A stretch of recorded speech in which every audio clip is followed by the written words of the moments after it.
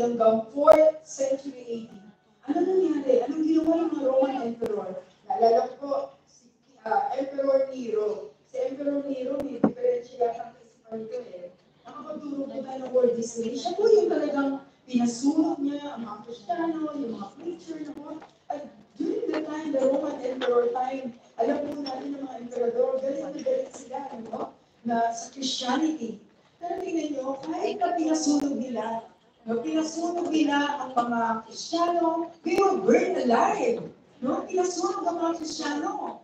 Tapos yung iba talagang severe punishment, nilalatigo, no? During that ancient time.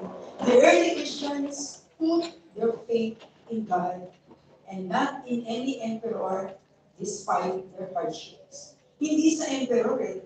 No? Hindi sila natakot, kundi kay God lang sila nagtiwala.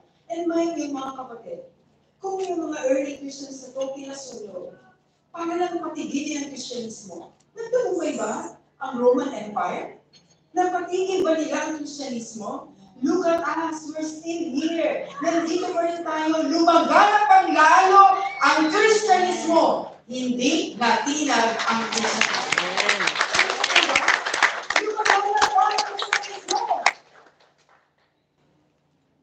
Church, our God is unshakable. Amen.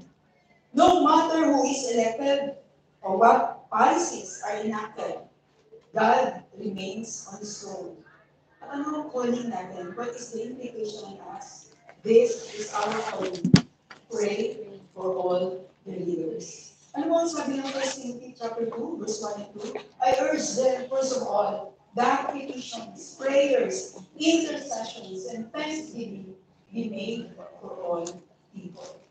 For kings and all those in your authority, kahit hindi sila born again, yes, ito ang duty natin as salt and light of the earth. Kahit ayaw ko sa kanya, oo, kahit yung sumasakay sa kabayo na lambagan ng kuchilo na ating kuchilo sa dalawa at napunta sa kalaban, oo!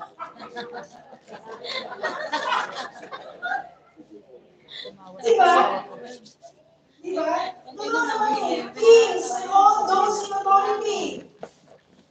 Di ko pa naman natin gano'n, hindi ko ba? That we may live peaceful and quiet lives in all godliness and holiness. Gusto niyo ba magmahal mapayapa?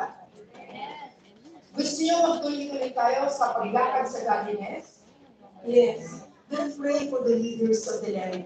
Huwag silang gumawa ng batas na yung makakasira sa atin. Amen po? Na makaka-distract sa ating pamumuhay. Amen? Amen. Maging mapayapa ang ating mga pamumuhay.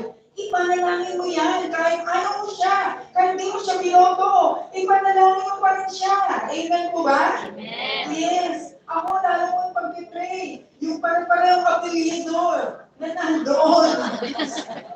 Oo. Nanonood siya eh. Nandiyan sila eh. Sabi nga ng practice na practice na, ano naman, lagi sa apelido nila. Oo! Di ba? Pag-pray pa rin natin sila. So that we will have peace. Ayaw na natin may stress, ayaw na natin tumanda, papangit pa tayo, panalangin natin sila. Amen po. Yan ang mga Kristiyano sa GLOC.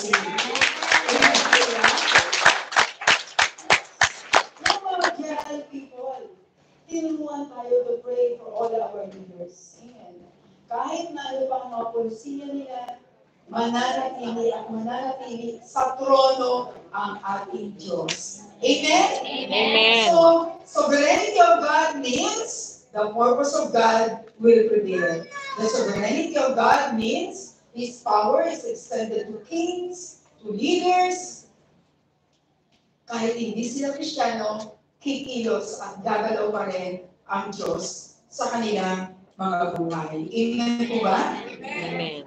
Kahit na pinasunog ang mga Kristiyano ng panahon ng Roman Emperor, alam natin lahat, hindi ito napigil ang paglago ng Kristiyano. Amen? And lastly, when we say sovereignty of God, anong ibig sabihin ito? When we say